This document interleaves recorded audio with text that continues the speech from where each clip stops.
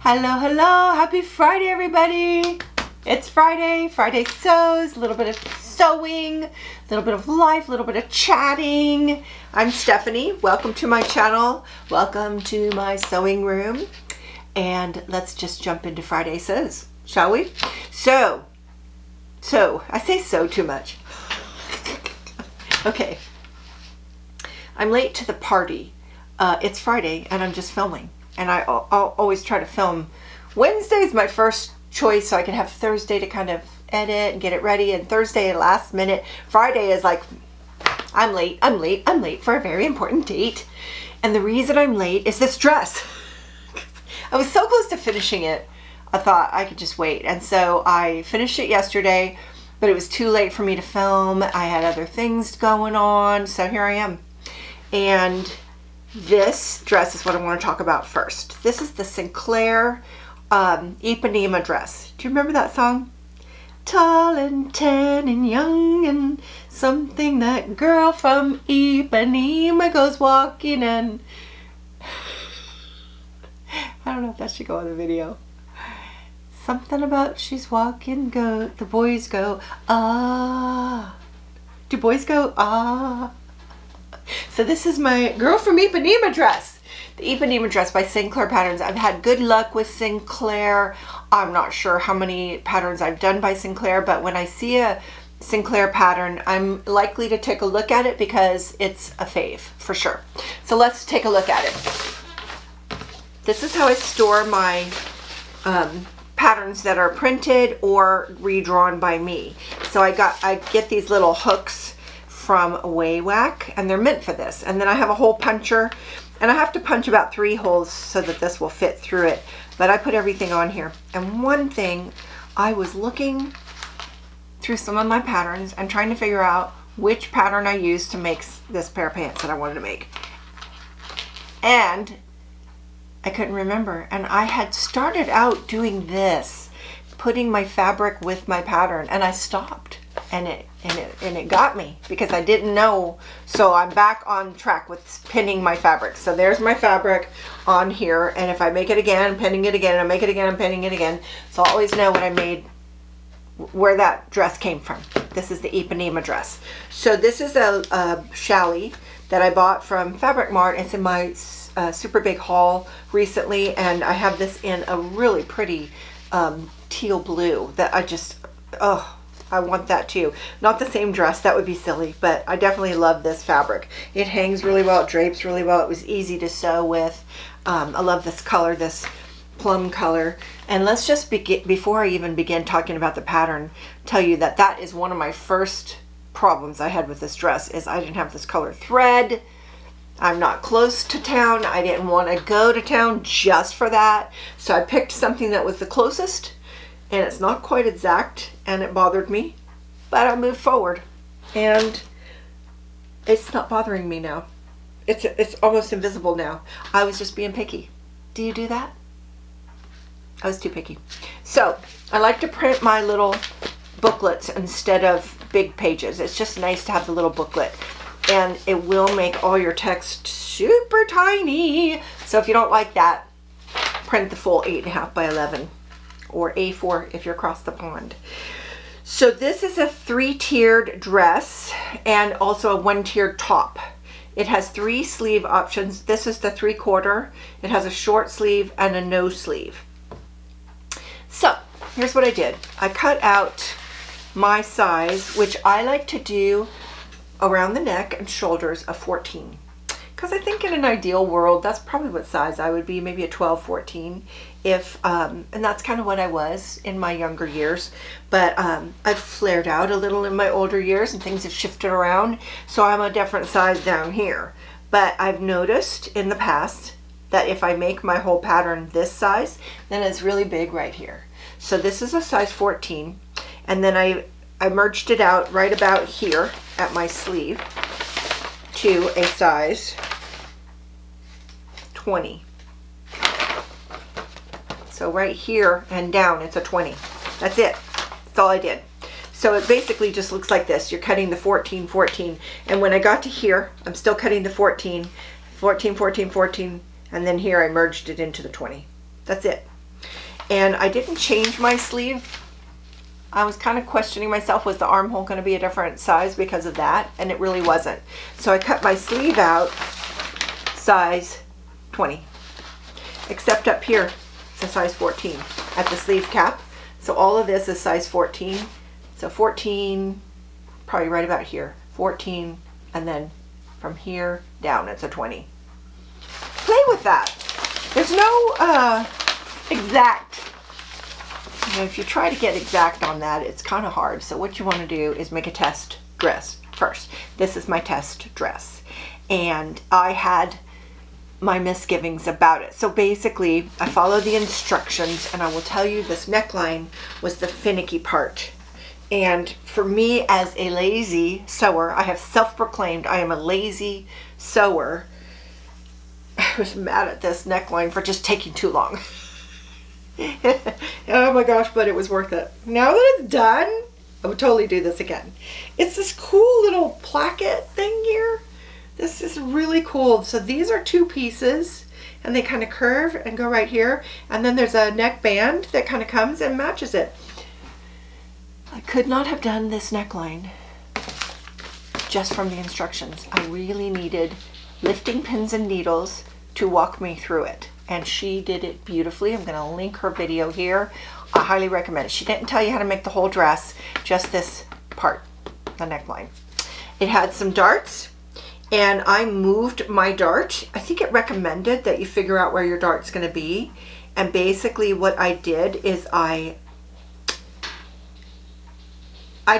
cut the pattern out, and I moved my dart afterwards. So I said, took the front, it's on the fold, so it was one big piece.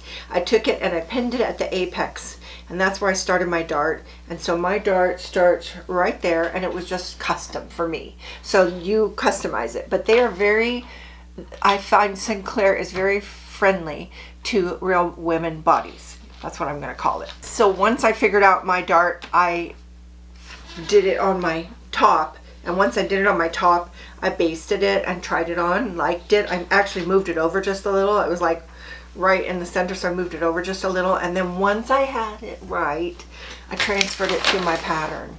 So now this pattern has my dart. And it wasn't that different from the other dart, but that little detail can make a lot of difference, I've found. So that was a change I made on my pattern. I shortened this by 2 inches, so I'm going to shorten my pattern. Haven't done that yet. Usually what I do is I just fold it, because I might want a longer version sometime. And that's easy. I just fold it and then put some tape on it. So that would be my my version, because I find I have I like my knee to show. I feel like that just makes me not quite so short. When you make it below the knee, it just sort of makes me look shorter. I'm 5'6". I've never actually been 5'6". I'm always like right underneath it. So, you know, I could say 5'5"3/4 and a little bit beyond that. So it's like between that. So I just say 5'6", but I've never actually been 5'6". So it's not tall, not short, but it depends on, you know, the look. So think at this point, I'd like to show you me wearing the dress. Okay. Here it is, the Ipanema. It has pockets. We love pockets. This is some lovely challis from, I think, Fabric Mart. And it has, this is the 3/4 sleeve. So what do you think?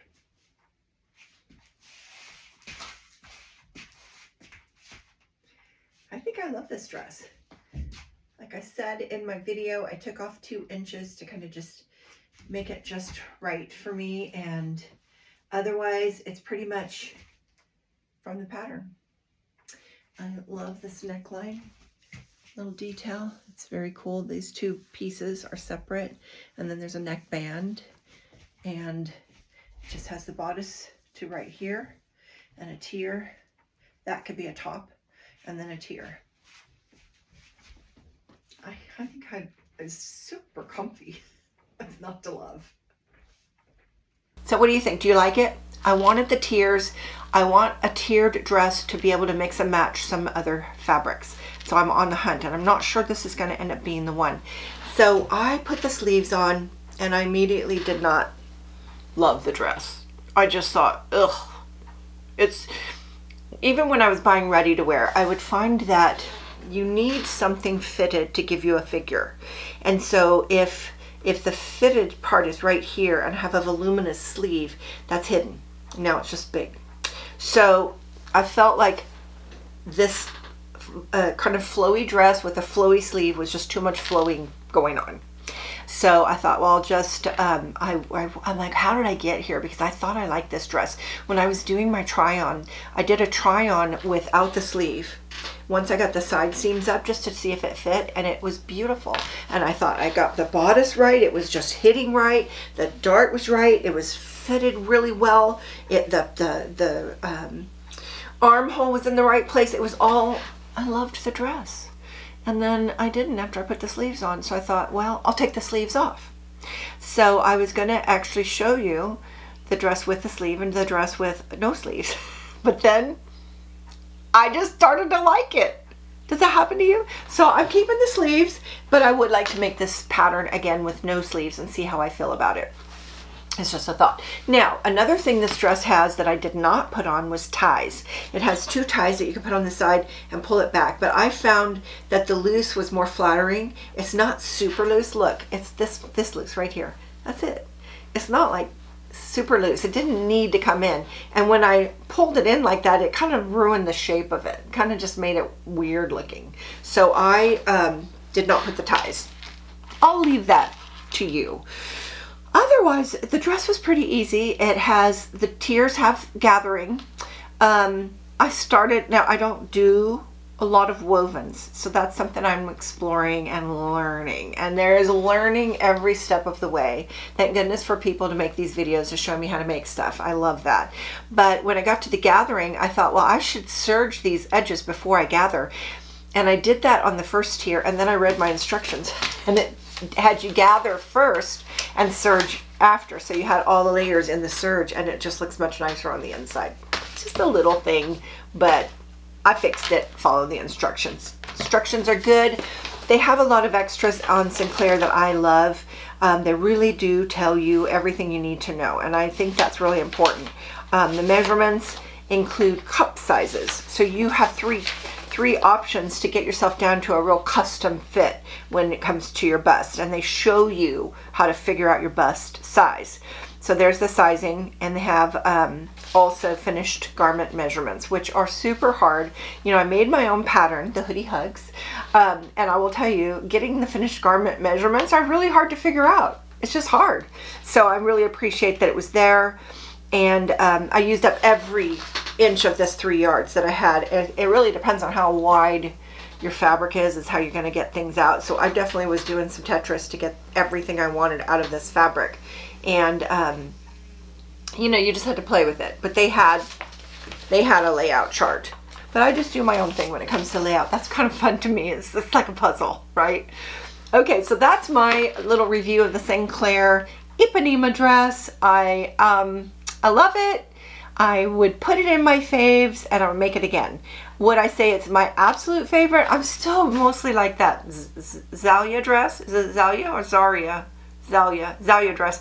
I want to make that again. I think I've made it 2 times, maybe even 3. But I love that dress, and I want to wear it again. Now, I've only made the skater dress, the Harper skater dress from Sinclair once. I would like to make that again. And so I might be on a dressmaking binge. I don't know. But then I also need other things. It can't just all be dresses. So there you go. That's my review of this. So what am I going to make next? I don't know. Can I just say that? I mean, I'll probably figure something out today or tomorrow because I want to get to sewing. You know, I've got some time this weekend. And so definitely going to make something, but I don't know what. The options are open to me. It could be anything. I don't know. I think this time I'm probably going to pick my fabric first and then see what it wants to be. I usually pick my pattern first. I'm more of a pattern first girl. So I might just kind of look through and say, what do I really want to wear? Which fabric do I really want in my closet? Happy Mother's Day, everybody. I hope you have a wonderful weekend, and I hope everybody's treating you well. I will say that as an empty nester, my nest has been empty a long time.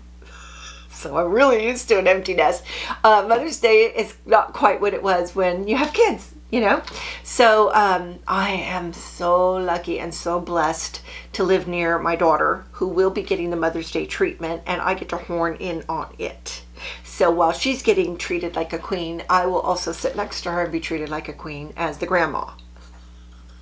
And so my husband will help her husband make us brunch. We're doing that on Saturday because my son-in-law works at the hospital. He's a nurse, and he'll be working on Sunday. So we'll be doing it on Saturday. So that gives me Sunday. And I definitely want to do some sewing, but I'm also very much in the yard.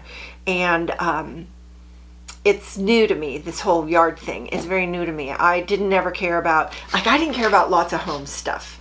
And now in my older age, I'm getting into home stuff, and it's new to me. So the gardening is new to me, and hubby's been very helpful, and we are building the greenhouse. I've been talking about it for a while, and we're getting super close. And if you haven't been following, I've been posting every step along the way on my Facebook and my Instagram. And I think I explain this each time, but just in case you're new, on Facebook, you can't save those stories. But if you want to see the whole saga, step by step, go to my Instagram page, and you'll see the little circle with something called highlights, and there's one for greenhouse, and it'll show you every step from the beginning until hopefully soon the end. I had a crazy idea. I definitely think it was already kind of fun to paint the tiles that are going to be my flooring, and I picked a beautiful blue, surprise surprise. But I had a whole bunch of them spread out, and my grandkids came yesterday, day before yesterday. Anyways, they were there, and they were talking about my tiles, and I thought, I'm just going to get some paint out, you know, like some different colored paints, and get them some brushes and let them paint some of these tiles with whatever they want. And we did, and it was fabulous, and I posted that. So let me just show you some of our designs. We have here. This is a rainbow I just painted. All right. So I'm going to go put this down. And they asked Grammy to make it a butterfly. And here are some. That one is Jamie's hand. Yeah. That's from Grammy and Grammy. And then this one's Jamie's. What is that, Jamie? It's a bunch of flowers. This is flower, lavender, snapdragon, tulip, and a daisy. Ooh, and that's Grammy's with a singing bird. This is first one. Yeah. With her name and the date and a heart. And then name and date and a sun and a tulip. Mm-hmm. Mountain scene from Jamie. Grandpa, he got his, oh my gosh, these are beautiful. And then we've got some abstracts. These are from Jamie, and then there's one over here. From Grandpa. From Grandpa. And then here's Juliet's hand. And then Jamie painted a rainbow. Stripe. And then Fun by Juliet. I drew that. And Juliet's rainbow. Woohoo! It's going to be really beautiful. Somebody's already written to me, said save a few of those tiles out, and when they get older, let them do another one. And I thought, what a great idea.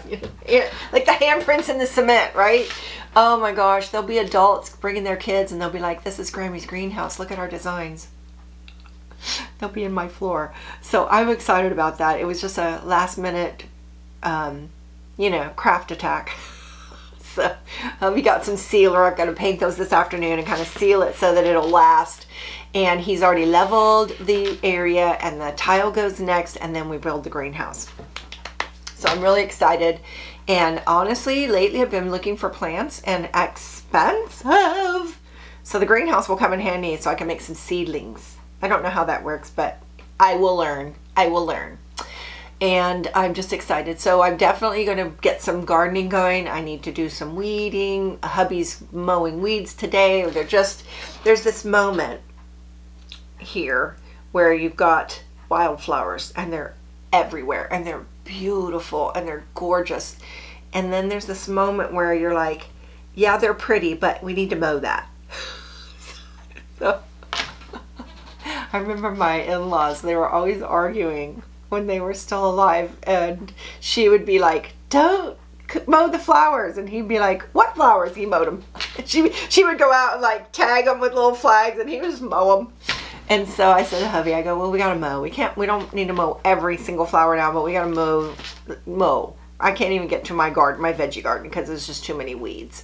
So he's mowing down there right now. I don't think we can hear it. He's trying to be quiet because he knows I'm talking to you. So we're definitely working on that. And then another thing that I never did before I got old is cooking. Listen, I was always out and about. You know, I was a networker. I was always going to, chamber mixers and, networking luncheons, and I had my business, and I was loving being out in the world. And when I was home, I didn't like to sit and cook. My kids can all cook. They figured it out on their own. And so now they're teaching me. But I started baking because my daughter instituted a few months ago family dinner on Sundays. Not every Sunday, but most Sundays. So I thought I need to bring something. And my mother-in-law always brought pie. Like no matter where we went, she's like, I'll bring a pie. And I said to hubby, I need something like that. So I made a pie. And it wasn't great. I made another pie. It got better. And so I'm working on that. And then I made last week a fruit tart. Let me show you a picture. It was so yummy, and I'm so proud of myself. But I have to say, I had trouble with the crust. Always have trouble with the crust. And I've decided that when I watched the lady make this fruit tart, she had a standing mixer. And I thought, I need a standing mixer.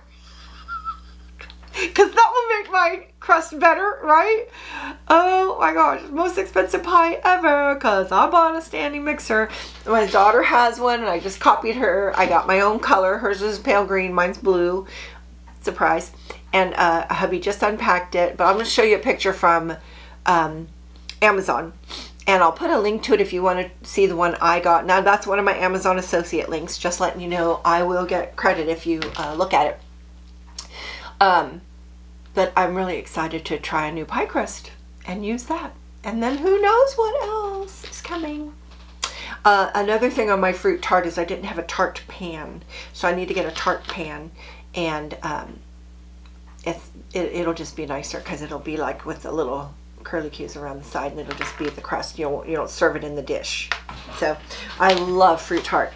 Oh my gosh, this was so much better than store-bought. So can you tell I'm excited? So hubby's like, I want to get you a Mother's Day present. I'm like, well, you told me to buy that stand-up mixer. Let's just call it my Mother's Day present. He's all done. He's off the hook. And I got something super luxurious. For me, that's a big gift, and I'm really excited to try it. So another toy to play with. And you probably all have had this standing mixer your whole lives, but I've never had one, so I'm excited. What other toys do I need? I don't know. I have the tiniest kitchen. I don't have room for stuff. That's it. Let's call it. I'm pretty much done telling you all my news. Was that boring? Probably. Cooking, gardening, sewing. It's the perfect life. Oh, I'm going to share one more thing. We've been sitting outside this last few days. The weather finally warmed up. I mean, a week ago, was it a week ago we had snow? And now we're in the, going to be in the 80s today. So nice. Of course, it's bringing out all the bugs. Love that. And but we've been sitting. We like to sit out in the deck in the mornings. So if you're not following me on Instagram or Facebook, I will be posting deck pictures coming up real soon as I start putting my flowers out. And oh my gosh, I'm gonna leave you with just a little video of my flower bed that's gone crazy. And this flower bed, I threw in some wildflower seeds like from Walmart like 20 years ago, and I just threw them there. I didn't do any planting. I just threw them there, and all that ever came out from that was daisies, but they come out in force. And this year, these little blue flowers are just going crazy in there, and I think they might be from that same original planting, because they've always been there a little, but they're there a lot. So it always changes. So I'll just show you my daisies and my blue flowers, and more to come. More to come. So I hope you're having a great weekend. Happy Mother's Day. Get pampered. And I will see you next time. Thanks for watching, everybody. Hit the subscribe, thumbs up, and like, whatever. I'll see you next time. Bye now.